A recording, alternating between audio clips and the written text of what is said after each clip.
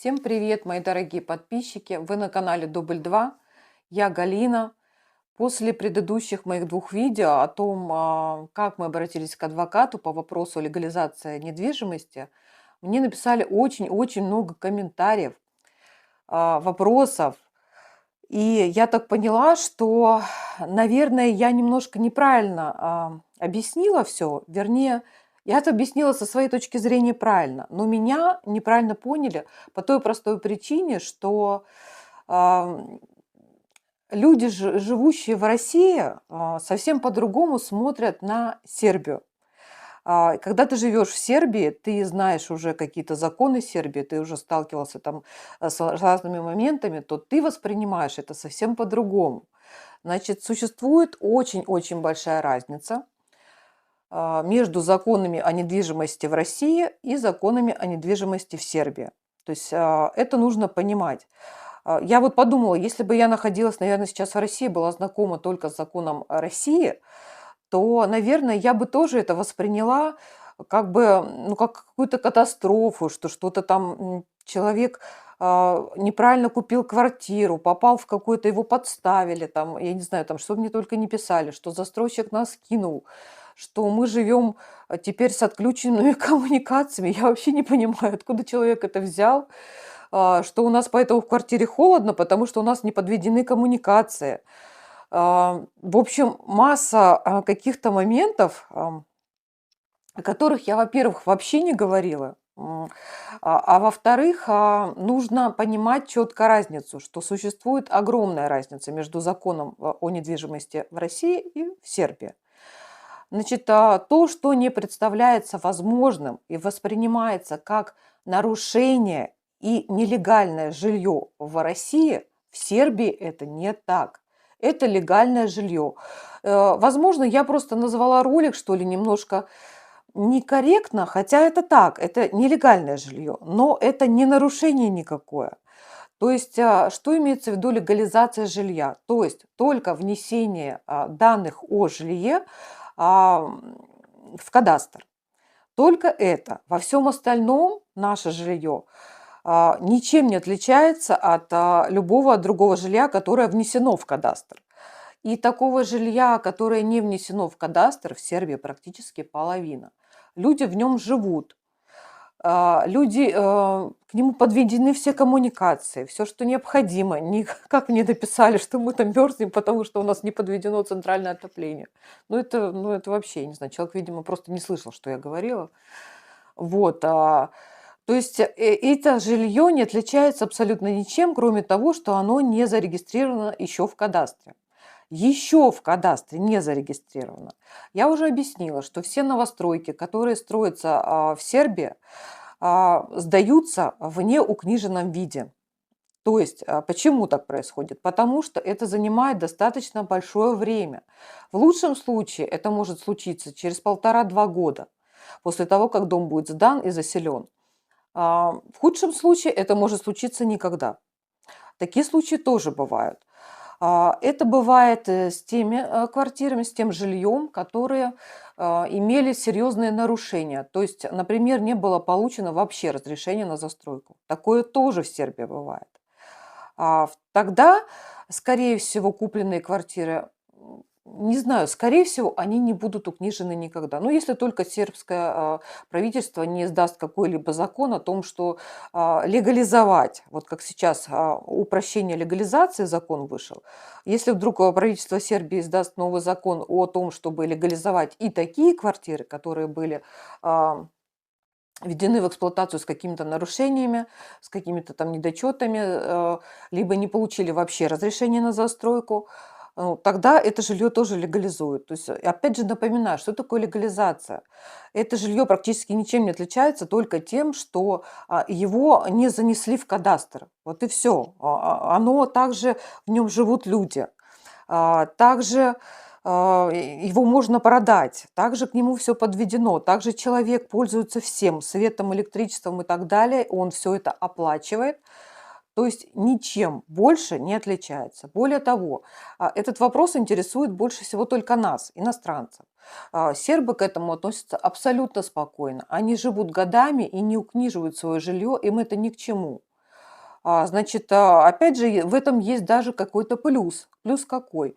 То есть человек может не платить, не то что может, а он не платит налог, например, потому что его нет в кадастре, не укнижено. Вот. Поэтому даже здесь можно найти какие-то плюсы. Мы, например, не платим налог. Вот.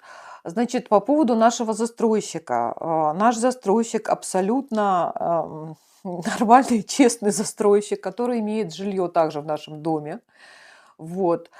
Все у нас подключено, все у нас работает, и отопление, и электричество. По поводу отопления я уже рассказывала. Если бы человек, который мне это написал, смотрел мои ролики, он бы знал, что в Сербии, я уже рассказывала, практически не существует центрального отопления, и это большая разница с Россией. То есть если для россиян наличие центрального отопления – это норма, то в Сербии им не пользуются. По той простой причине, что оно обходится дороже, чем другие виды отопления. Его даже не делают абсолютно. Значит, там, где оно было сделано, я так думаю, что это еще те дома, которые были построены при период Советского Союза, там период Югославии здесь. Там, да, там есть центральное отопление. Этих улиц немного, это в основном в центре, то буквально несколько улиц в центральном, в центре города. Вот, и люди, многие, я знаю, стараются избавиться от этого центрального отопления. То есть отключают, пишут заявление, чтобы им отключили, потому что это самое дорогое отопление.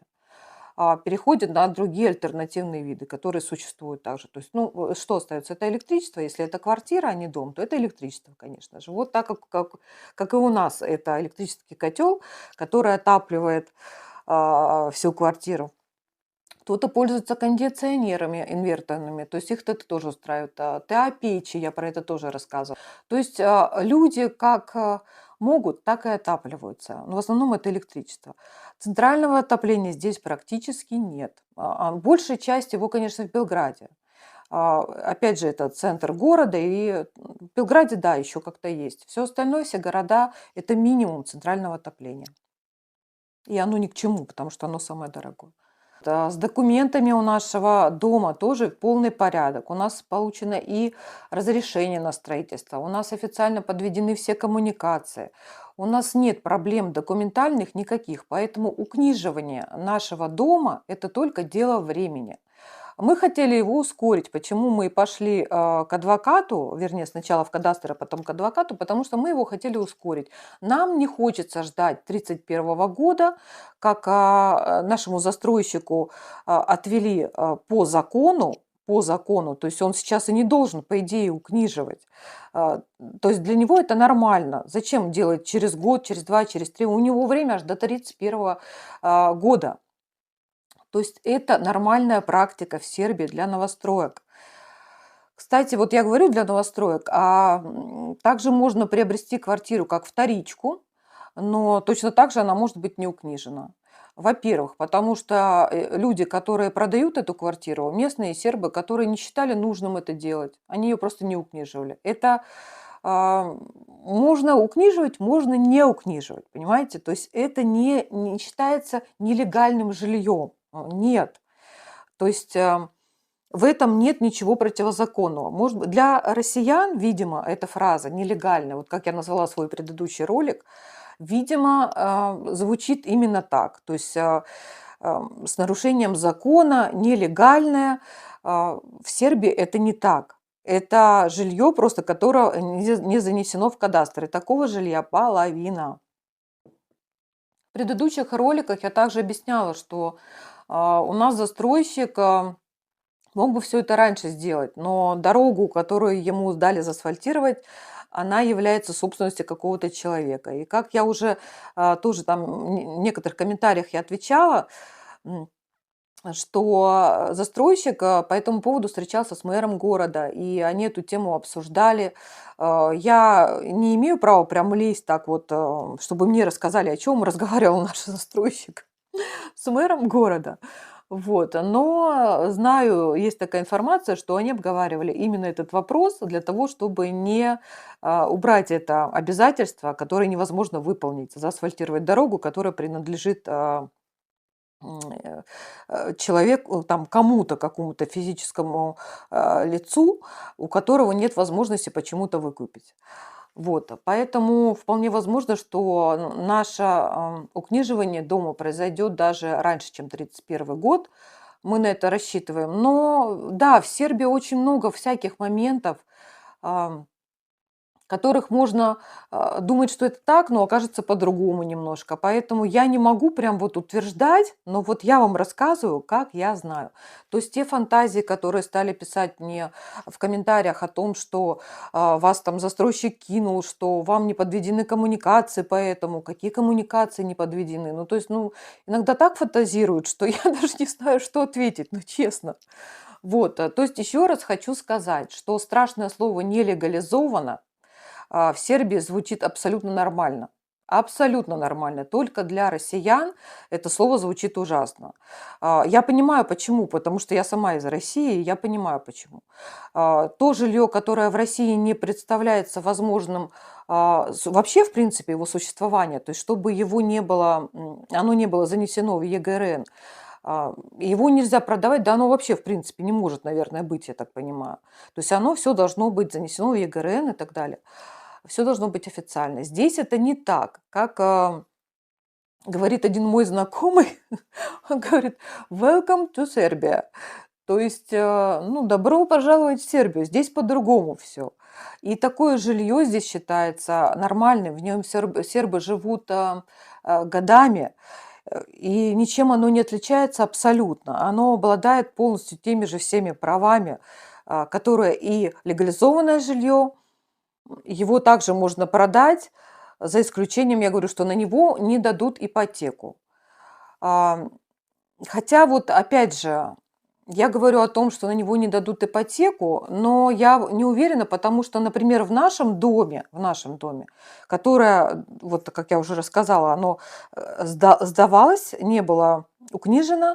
В нашем доме, я точно знаю, есть квартиры, их купили местные сербы, которые ипотечные, они брали ипотеку. То есть на наши квартиры в нашем доме даже была выдана ипотека.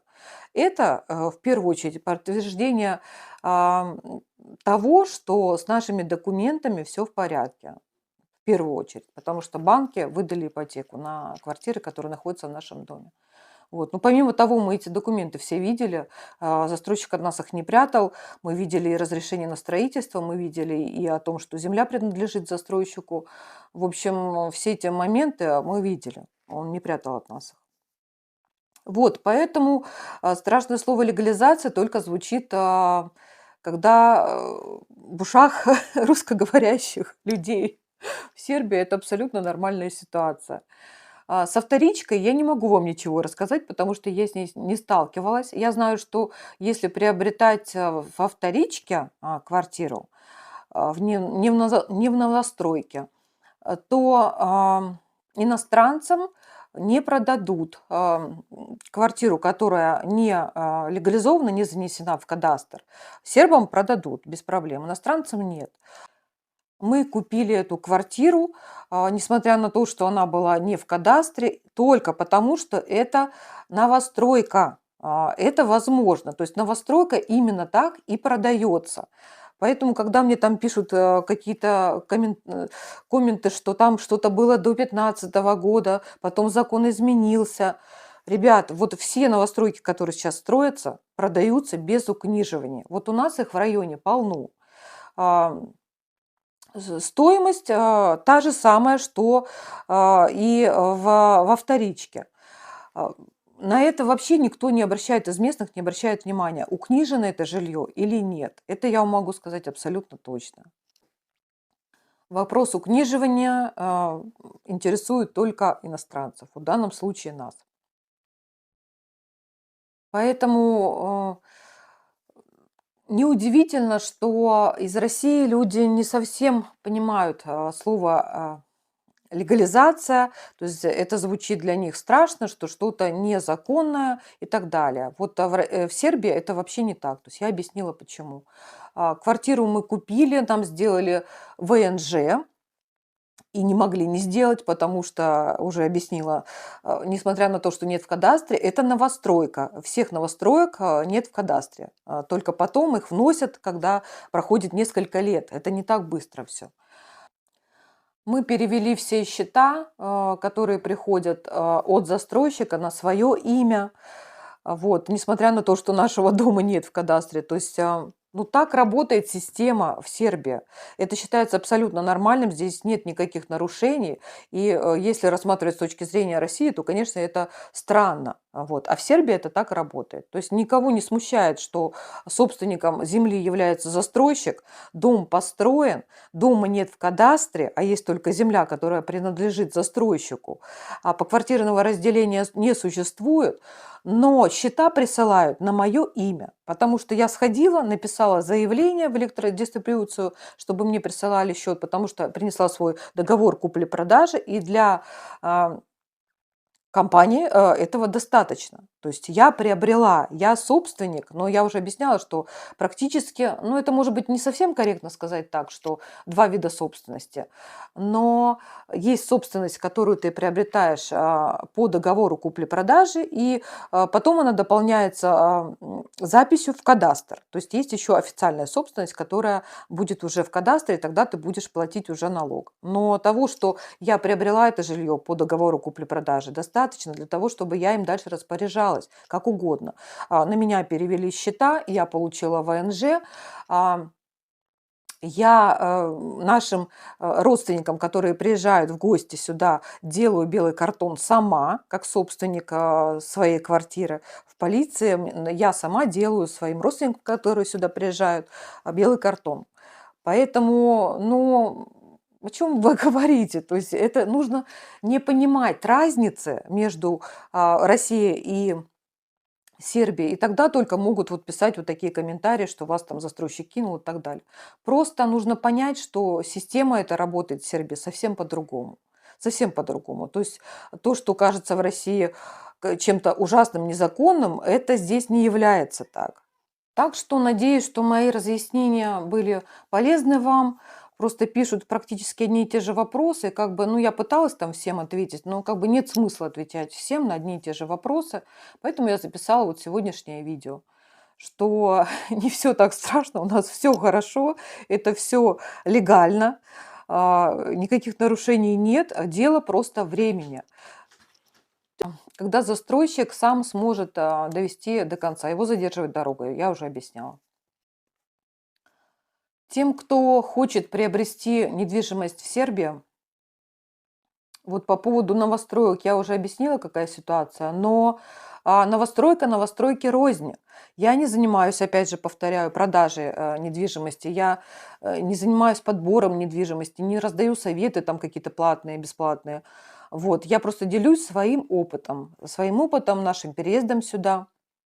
И могу сказать, что новостройка новостройки тоже рознь. Бывают разные нарушения, когда люди приобретают, и застройщик вам действительно может не рассказать о всех этих нарушениях, не поставить вас в известность. И люди только через несколько лет столкнутся с этими проблемами. И некоторые новостройки вполне возможно, что даже не укнижут никогда. Поэтому это не наш случай, у нас дело времени просто. Но такие варианты тоже могут быть. Поэтому, конечно же, я бы советовала те, кто хотят приобрести здесь недвижимость, все-таки обращаться к людям, которые занимаются. И, конечно же, лучше тем, кого вам уже посоветовали, потому что непонятно кому тоже нежелательно обращаться. Вот, если у вас есть уже знакомые, которые тоже через них подбирали там, это было бы лучше всего, потому что варианты бывают разные. По поводу адвоката. Сегодня мы девушке-адвокату оплатили 50 евро. Это было наше решение, потому что по прошествии ВНЖ мы планируем получать здесь гражданство Сербии. И чтобы не возникло каких-либо проблем, такое может быть, нам это абсолютно не нужно. Мы оплатили все-таки девушке эти 50 евро, хотя считаем, что, конечно же, девушка поступила нечестно и нас просто, ну, обманули. Вот. Но мы заплатили. В общем, эта история закончилась так. Я знаю, что в России хватает тоже с адвокатами, я тоже много раз сталкивалась, и, может быть, я бы даже сказала, что Сербии не снилось, как работают адвокаты нечистоплотно в России. Вот, но я не буду об этом, не буду о грустном, потому что если я начну рассказывать, это будет, в общем, сплошной негатив, я не хочу этого делать. Могу сказать, что мы столкнулись, коротенько так скажу, что мы столкнулись в России с одной очень сложной ситуацией, когда мы продали свою квартиру, мы с мамой продали свою квартиру в Крыму, которая находилась. Это была наша квартира моего детства, родительская наша квартира, то есть там, где мы выросли с братом. Вот, и квартира была продана по херсонскому сертификату. Что такое херсонский сертификат? Если кто-то не знает, то я скажу. Это сертификат, который выдает государство России, выдавало, сейчас, по-моему, уже нет этого, выдавало государство России гражданам Украины, Херсонской области, по-моему, еще какой-то, там 2 области было, которые желают перебраться жить в Крым, там, в Россию, я не знаю. Им выдавались в виде помощи вот эти сертификаты, которые можно было потом обналичить и приобрести на эти деньги квартиру. Вот по такому сертификату у нас купила семья с Украины. И когда им сказали о том, что нужно будет теперь поменять гражданство на российское, они отказались. Сделку мы уже провели, сертификат был отправлен на обналичивание, но его не обналичили по той простой причине, что люди не захотели принимать российское гражданство и переехали за рубеж жить. И по факту мы попали в ту ситуацию, что у нас нет квартиры, право собственности уже перешло к покупателям, а сертификат не обналичили, денег мы не получили. И мы остались и без квартиры, и без денег.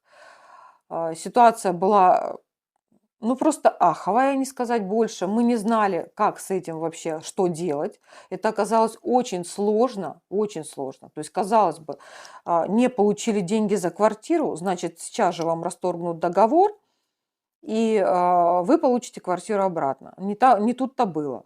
То есть с этой ситуацией столкнулись впервые, потому что это было по херсонскому сертификату. То есть таких еще вариантов было мало, видимо, в практике судебной, поэтому там все было сложно. И мы потратили свои деньги на юристов, которые обращались в суды, писали иски, и ушло на это 1,5 года. 1,5 года на то, чтобы мы вернули свою квартиру, за которую мы не получили деньги, которые должны были получить, ну, по факту от государства. То есть система так коряво сработала, что человек, который продает свою недвижимость по этому сертификату, абсолютно не застрахован от того, что он не получит деньги и останется без жилья. Поэтому о юридической работе в России я бы не хотела вообще ничего рассказывать, потому что, как говорят, либо хорошо, либо ничего. Вот. Так что, если есть еще вопросы какие-то, я смогу на них ответить, пишите, задавайте. Хочу напомнить, что существует еще человек, который занимается недвижимостью, с которым я вас уже познакомила. Это Алексей. Его контакт я оставляла в описании к ролику о специалисте, занимающемся недвижимостью. Там в описании есть его ссылка на телеграм-канал. Вы можете ему там задавать разные вопросы. И также после Нового года он обещал еще разочек записаться. То есть вы можете мне писать свои вопросы, и мы также с ним после Нового года встретимся, выберем время и на них ответим для вас. Поэтому можете пока мне скидывать ваши вопросы, если они у вас есть. Всем хорошего настроения. Пишите ваши вопросы, если они у вас есть. В общем, у нас не такая плохая ситуация, как могло показаться это из России, потому что вы просто не знали законов Сербии. У нас все хорошо с жильем. Вот, поэтому всем пока. Пишите ваши вопросы, ставьте лайки и подписывайтесь, конечно же, на мой канал, потому что это даст возможность мне его развивать дальше. Если я вам буду полезна чем-то, то развитие моего канала продолжит возможность мне отвечать на ваши вопросы. Всем пока!